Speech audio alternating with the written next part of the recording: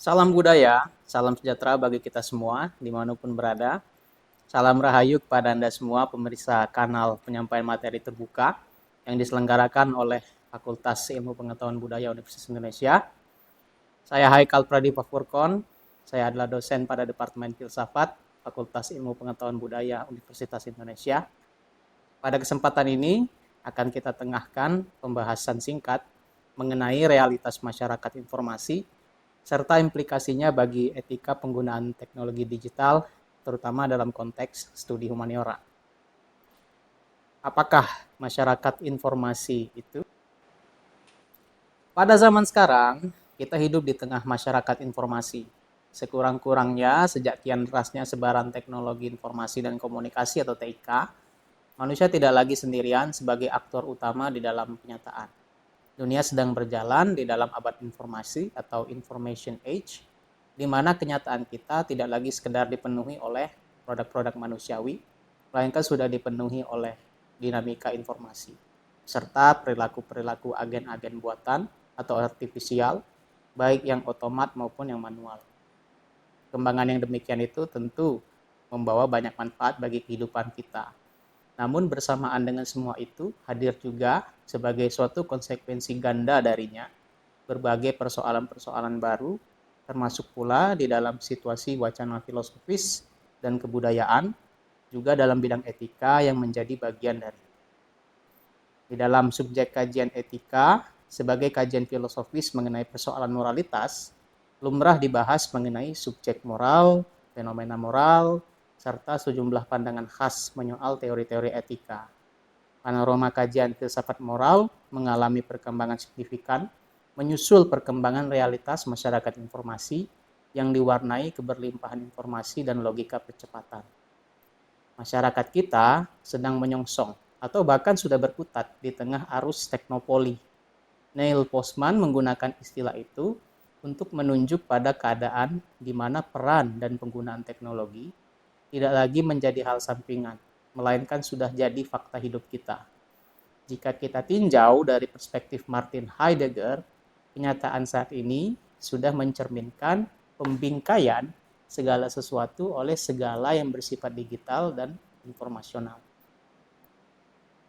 Eksistensi dan peran teknologi sudah jadi fenomena yang lumrah dari kehidupan dewasa ini. Terkait dengan persoalan etis, timbul perhatian untuk meninjau ulang pandangan-pandangan dasar di dalam wacana etika. Kita lalu dihadapkan dengan pertanyaan-pertanyaan mendasar seperti apakah spektrum arti dari subjek moral itu sudah mencakup juga agen-agen artifisial? Apakah kecerdasan buatan relevan dalam isu-isu menyangkut hak dan kewajiban? Di dalam wacana teori-teori etika, kita lalu menjumpai corak-corak pemikiran seperti yang dikemukakan oleh Luciano Floridi. Dalam konteks etika di bidang teknologi digital, Floridi sendiri memikirkan tentang mungkinnya suatu etika kecerdasan buatan atau ethics of artificial intelligence, atau yang bisa kita terjemahkan secara bebas dengan istilah etika terkait AI. Ini menjadi bagian dari gagasannya tentang etika informasi yang telah disinggung sebelumnya. Floridi terbuka bahwa etika AI menjadi salah satu konsekuensi dari apa yang Floridi sebut sebagai kenyataan infosfer, yakni rupa baru kenyataan yang sudah dibanjiri oleh atau bahkan sama sekali terbentuk dari entitas-entitas informasional, digital maupun non-digital, dan daring ataupun luring. Di dalam infosfer, entropi menjadi struktur dari sebaran kenyataan informasi beserta hubungan-hubungan di antaranya. Entropi adalah situasi di mana apa yang terjadi justru adalah ketidakteraturan atau disorder, keacakan, dan sengkarut informasional.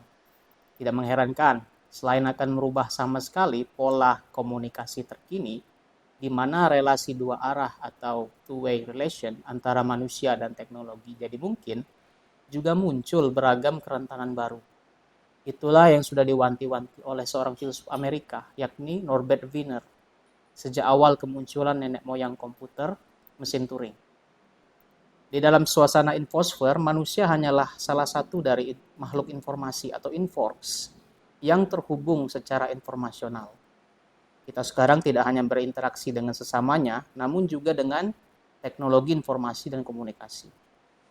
Manusia tidak hanya membentuk realitas yang demikian itu, tapi juga ikut dibentuk olehnya. Informasi telah begitu meresap di dalam segala aspek sendi kehidupan, sehingga relatif turut menentukan moralitas. Oleh Floridi, etika informasi termasuk etika AI ditawarkan sebagai dasar etis dalam interaksi di tengah lingkup infosfer masyarakat informasional.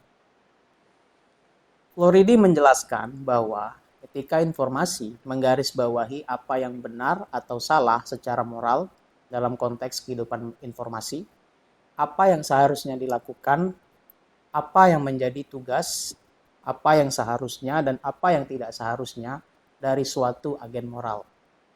Dalam konteks mikro, Floridi menyebut bahwa setidaknya ada 3 bidang etis yang perlu diperhatikan dalam suatu etika digital. Pertama, information as a resource ethics yang terkait dengan isu ketersediaan, ketercapaian, dan ketepatan dari sumber-sumber daya informasional. Kedua, information as a product ethics yang menyoroti hasil evaluasi dan tindakan moral dari subjek moral, lebih khusus terkait isu-isu seperti akuntabilitas, liabilitas, perkara pencemaran nama baik, kesaksian, propaganda, misinformasi, aturan-aturan pragmatis komunikasi, dan sebagainya. Lalu ketiga, information as a target ethics yang memperhatikan tentang target perilaku berinformasi dan terkait isu-isu seperti persoalan privasi, kerahasiaan, peretasan, keamanan, pembajakan, kekayaan intelektual, akses terbuka, kebebasan berekspresi, penyensoran, penyaringan, hingga pengendalian konten. Semua itu dibahas untuk memberi wawasan yang relevan bagi kita di tengah kenyataan infosfer. Semua ini bersesuaian dengan nilai-nilai etika AI yang dikeluarkan oleh Surat Edaran Menteri Komunikasi dan Informatika Republik Indonesia nomor 9 tahun 2023 tentang etika kecerdasan artifisial yang meliputi pertama, inklusivitas, kedua, kemanusiaan, ketiga, keamanan, keempat, aksesibilitas, kelima, transparansi, keenam, kredibilitas dan akuntabilitas, lalu kemudian perlindungan data pribadi, dan terakhir pembangunan dan lingkungan berkelanjutan. Dan ditekankan juga semuanya perlu dilandasi etika dan kode etik yang berlaku. Edaran tersebut dielaborasi oleh Direktorat Pembelajaran dan Kemahasiswaan dari Kementerian Pendidikan, Kebudayaan, Riset dan Teknologi Republik Indonesia di dalam buku panduan penggunaan generatif artificial intelligence atau Gen AI pada pembelajaran di perguruan tinggi tahun 2024 bahwa penerapan dan pemanfaatan teknologi Gen AI perlu menjunjung tinggi prinsip-prinsip sebagaimana berikut. Pertama, menjamin keamanan dan keselamatan. Itu dengan melakukan evaluasi penggunaan Gen AI dan mengidentifikasi risiko keamanan siber. Dan tidak memanfaatkan Gen AI secara membabi buta tanpa memperhatikan tingkat risiko dan tidak melakukan evaluasi maupun perizinan yang baik. Lalu yang kedua, adil dan non-diskriminatif, yakni secara kritis melakukan identifikasi bias yang dihasilkan oleh Gen AI dan tidak menganggap hasil Gen AI itu selalu akurat dan mempercayai keluarannya itu tanpa sikap kritis.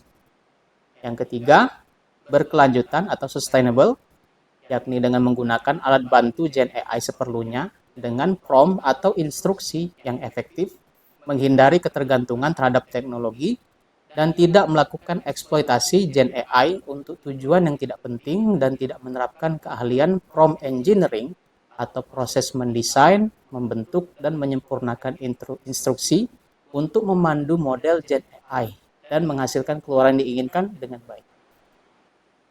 melindungi hak dan data pribadi, yakni hanya memasukkan prompt yang tidak mengandung data sensitif, dan menghindari memasukkan segala jenis data secara tidak bertanggung jawab tanpa izin atau consent. Lalu yang kelima, memastikan beban tanggung jawab dari setiap tahap dalam siklus hidup sistem Gen AI tetap pada manusia, yakni secara kritis menilai dampak Gen AI bagi emosi dan kehidupan manusia, tidak untuk malah menggantikan manusia, yakni dengan memanfaatkan Gen AI secara bertanggung jawab dan menghindari segala sesuatu yang bertentangan dengan etika. Lalu yang keenam, transparan dan dapat dijelaskan. Maksudnya adalah menggunakan alat bantu Gen AI yang jelas transparansinya dan menghindari apa-apa yang tidak mempedulikan aspek transparansi dan kurangnya explainability atau sifat dapat dijelaskan. Yang ketujuh, tanggung jawab dan akuntabilitas, yakni secara jelas menyampaikan informasi terkait alat bantu Gen AI yang digunakan dan proses untuk menghasilkannya. Menyembunyikan informasi terkait penggunaan Gen AI pada konten digital yang dihasilkan dalam rangka plagiarisme dan pelanggaran hak cipta itu tidak dibenarkan. Dan yang kedelapan, kesadaran dan literasi tentang Gen AI itu juga penting. Maka yang perlu kita lakukan adalah meningkatkan literasi Gen AI bagi diri sendiri dan juga lingkungan sekitar. Tidak membentuk pola pikir yang tepat dalam pemanfaatan Gen AI sehingga tidak menganggap penting literasi Gen AI itu mesti kita hindari. Dan selanjutnya, kolaborasi serta pengaturan secara adaptif melibatkan banyak pemangku kepentingan itu juga diperlukan. Kita perlu melakukan evaluasi dampak pemanfaatan Gen AI terhadap setiap pemangku kepentingan secara berkelanjutan. Tidak melakukan studi yang komprehensif atau hanya mempertimbangkan kepentingan satu kelompok saja atau monopoli itu tidaklah perlu dibenarkan.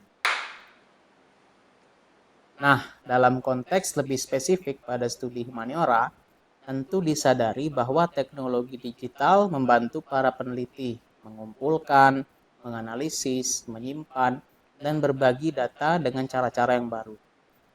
Namun, bagaimanakah kita yang peduli kepada kemanusiaan dalam konteks digital dapat yakin bahwa praktek-praktek baru ini juga akan membantu kita mencapai taraf kehidupan yang baik serta kemajuan moral lebih lanjut?